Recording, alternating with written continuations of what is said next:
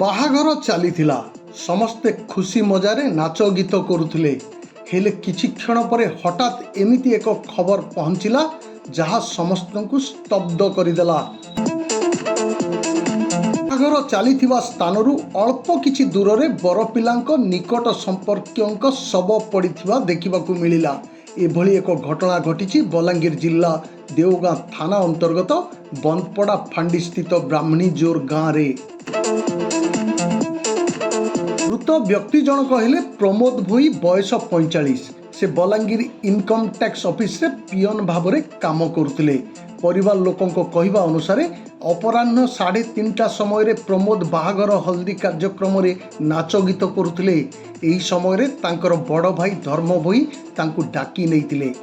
ଏହାର ମାତ୍ର ଅଧଘଣ୍ଟା ପରେ ତାଙ୍କର ଚାଷ ଜମି ସ୍ଥିତ ଗୁହାଳ ଘରେ ତାଙ୍କର ମୃତଦେହ ପଡ଼ିଥିବା ଲୋକେ ଦେଖିଥିଲେ।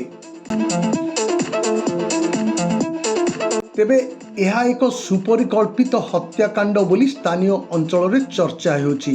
ଗତ ବର୍ଷେ ହେବ ଦୁଇ ଭାଇଙ୍କ ମଧ୍ୟରେ ଜମିବାଡ଼ି ବିବାଦ ଲାଗି ରହିଥିବାରୁ ପ୍ରମୋଦକୁ ହତ୍ୟା କରାଯାଇଛି ବୋଲି ଗାଁରେ ଆଲୋଚନା ହେଉଛି।